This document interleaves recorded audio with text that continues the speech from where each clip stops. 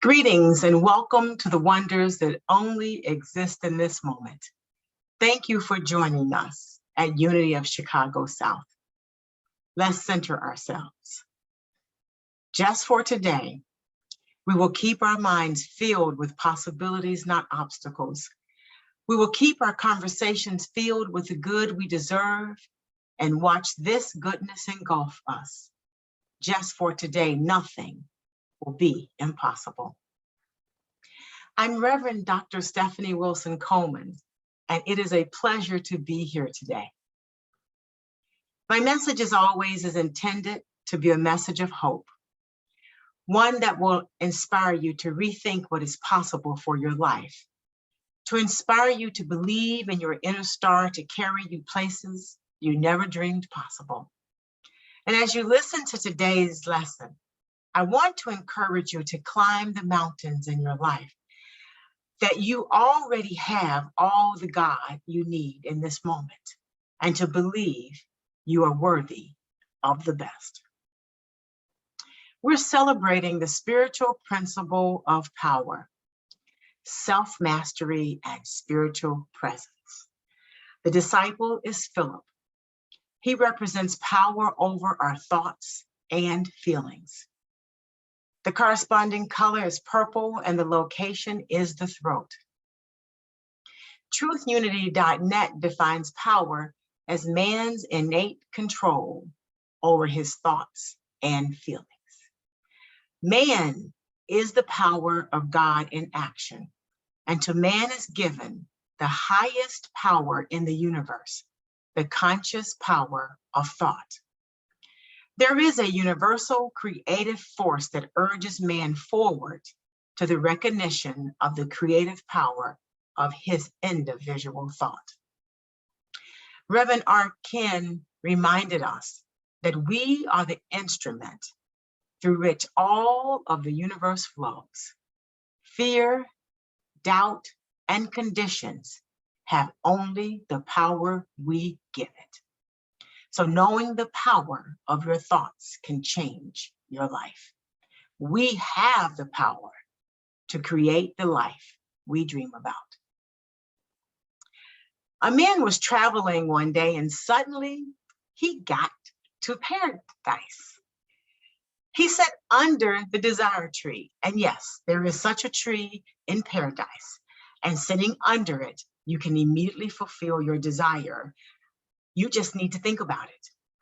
So he sat under this tree and thought, I am hungry, so it would be nice to have a bite right now.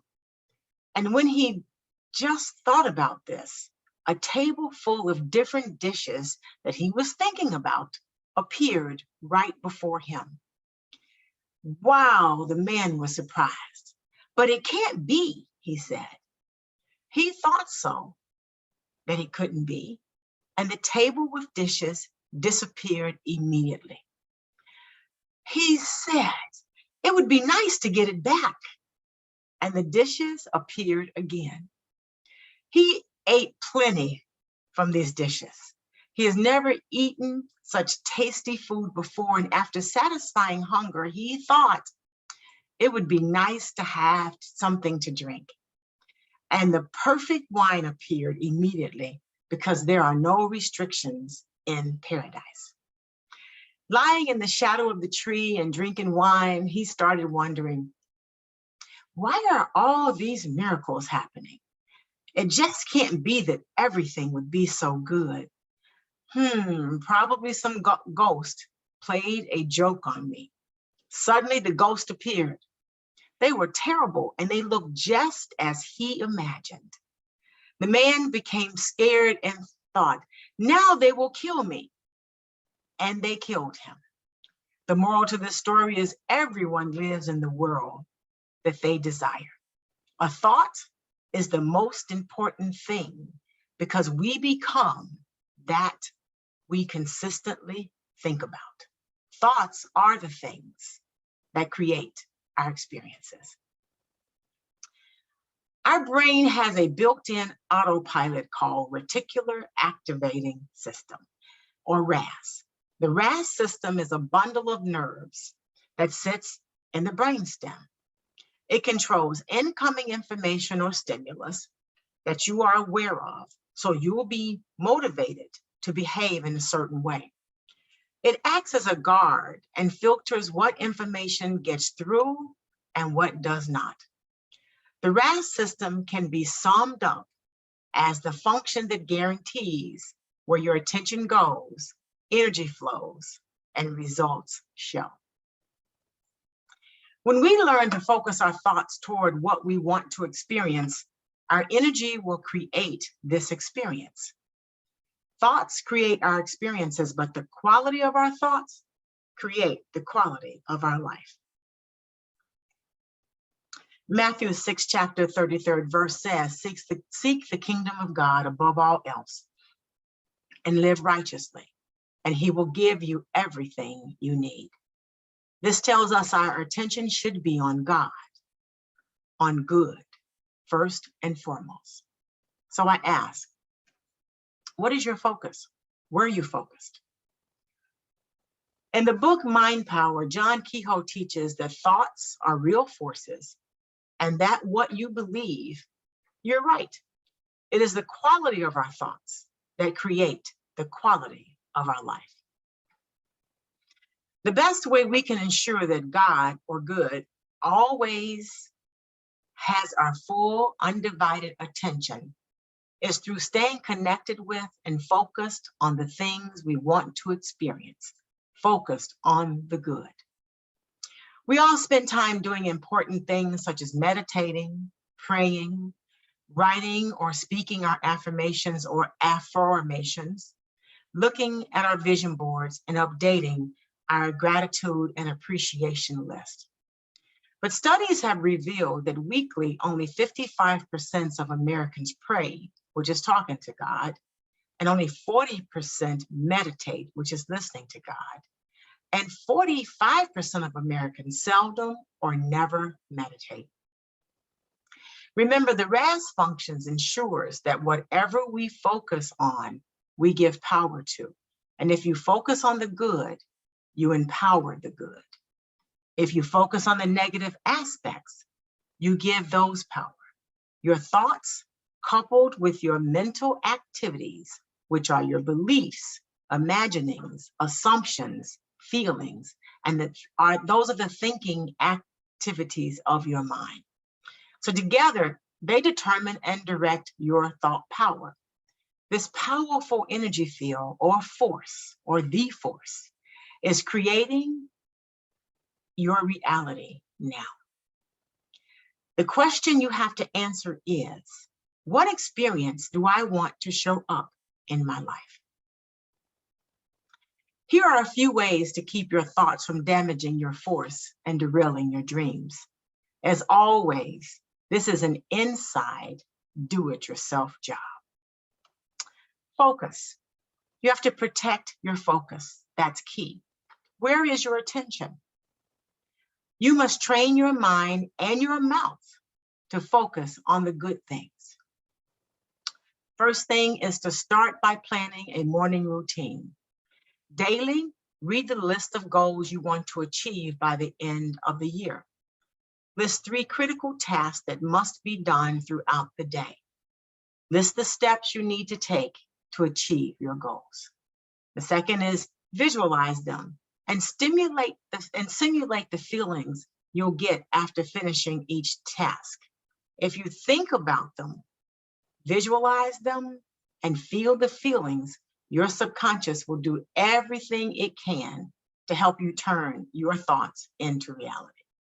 The third thing in protecting your focus is schedule your meditation period after you have completed steps 1 and 2. And any information channeled to you during your meditation included in your plan. The next thing we need to focus on is overcoming challenges. First step in that would be scenario planning. Challenging situations, difficult people, and seemingly overwhelming obstacles are a natural part of life. Lou Holtz says, show me someone who has done something worthwhile, and I'll show you someone who has overcome adversity. Michael Phipps says, there will be obstacles. There will be doubters, and there will be mistakes. But with hard work, there are no limits. Because challenges will be a part of your champion story, scenario planning will help you manage most of the situations that may occur when executing your plans. Scenario planning also helps you to think through everything that may influence your project. Create 3 scenarios. The first one should be a scenario where everything goes according to your plan. This is the easiest. All of your goals were achieved. But the second scenario should be one that discusses where you would be wildly successful. If your success rate is 150% higher than you anticipated, you won't have time to create a plan while experiencing your extraordinary success. If you perform poorly in this scenario, chances are you will not be able to recover quickly, or you may not recover at all. This could damage your growth. And the third scenario is where you were not as successful as you projected. While no one can predict the future, we can look closely at a series of scenarios that could happen in the future. The time frame you choose is up to you. By preparing ourselves for those scenarios before they happen, we're putting ourselves in a better position to react to what actually happens. One example is the Shell Group. They started using scenario planning in the late 1940s.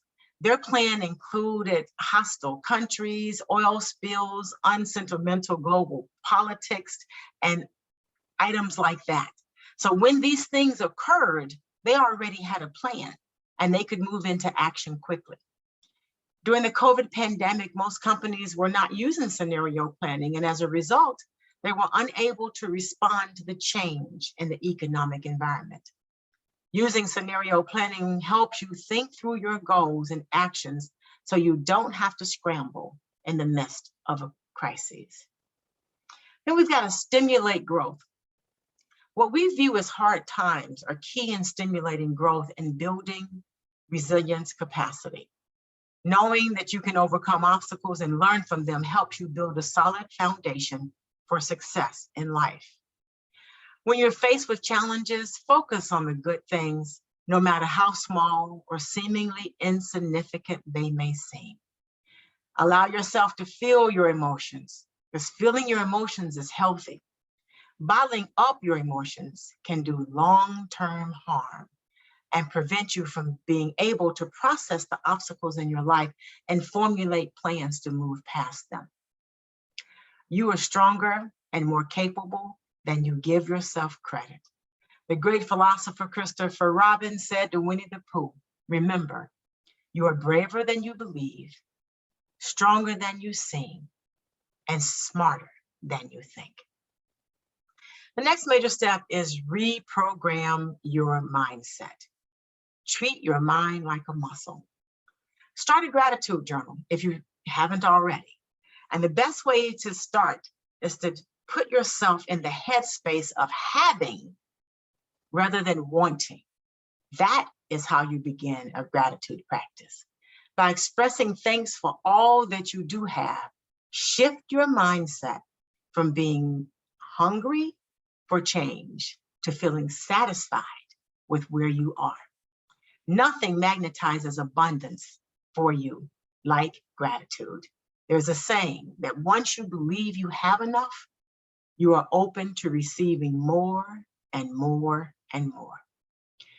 Release your attachment to the how. Your job is to identify the what and then to work in tandem with other people for the how. The point is that life will always surprise you, and it will surprise you with how things come into fruition. Instead of being obsessively attached to every little detail, working out the way you think it should be open to potential and possibilities, even if it's something you have never imagined before. I always say, you just need to know what you want. Leave the how to the universe. Fill your dead air time with affirmation or affirmations and motivation. When you're on your commute each morning, listen to a motivational speech or a podcast. While doing the dishes or driving, tune into a talk show that relates to the type of business you're trying to do. Infuse your life with as much affirmation and motivation as possible. You may need to hear the lessons more than once, but they will seep into your brain over time. And eventually, you will find yourself acting on wisdom received from those who are where you want to be. Give yourself permission to succeed. Instead of regurgitating the same old narrative of believing you'll be happy once you lost 10 pounds, work on changing your inner monologue to, I allow my life to be good. Give yourself permission to be happy and successful, and don't feel guilty about it. If you have a subconscious association between success being amoral or corrupt, of course, you're not going to do what you need to do to live the life you want to live. Instead, give yourself permission to step into a whole, happy, healthy, and meaningful experience. We need to watch our conversations. Conversations are key. We must learn to change our focus and tell different stories. I often say our conversations or our thoughts must consist of what is right with our lives and less of what is wrong. If you're finding this difficult to achieve, then you must look at what you believe. If you're always sick, every supervisor you've had treats you unfairly, and you're constantly robbing Peter to pay Paul, then your life is speaking volumes about what you believe. It is time for you to focus your attention on your negative parent thoughts and eliminate them, not gradually, but with deliberate and purposeful intention. In order to live the life we were created to live, we must start to tell different stories and have different conversations. We all have the same amount of time. How we use our time determines our success. And then the last thing is eliminate the infestation of ants, which are automatic negative thoughts. Dr. Amen identifies ants as a negative thinking pattern. There are 9 that he actually identifies, but the most common are always or never thinking. All or never words like always, never, no one, everyone, every time, everything are usually wrong. The second one is focusing on the negative. This occurs when your thoughts reflect only the bad in a situation and ignore any of the good things. Mind reading. This happens when you believe that you know what other people are thinking, even though they haven't told you directly. Taking someone's silence as they're mad at me is a perfect example of mind reading. They may just be thinking. And there has been some recent research that supports the theory that we have no idea what people are thinking when we look at the expressions on their face. The fourth one is thinking with your feelings. This occurs when you believe your negative feelings without ever questioning them. Feelings are very complex and often are based on our past stories. Feelings are not always about truth. Feelings are your perception of certain situations. And then there's blaming. When you blame someone or someone else for the problems in your life, you become a passive victim of circumstances. And you make it very difficult to do anything to change your situation. To exterminate the ants or the automatic negative thought problems, write your automatic negative thoughts down. Identify the species. There are 9 types. Ask yourself if the thought is 100% true. Ask yourself how you feel when you have these thoughts, and make ant killing a daily habit. If you look at it, you can always find the silver lining in every cloud, even if it is not immediately obvious. If you find yourself walking through the valley of the shadow of death, be grateful that it is only a shadow. Rumi reminds us, respond to every call that excites your spirit. Ignore those that make you fearful and sad or that degrade you. Let us become still. Just for today, I will trust that power greater than myself to guide and direct my steps. I will seek out the things that make my soul smile and take the time to appreciate the beauty that surrounds me. I will believe just for today that the universal power is working to shape my world in ways that I cannot begin to imagine. Just for today, I will not be separated from God. It matters not how straight the gate, how charged with punishment the scroll. I am the master of my fate. I am the captain of my soul. Trust your greatness. Namaste.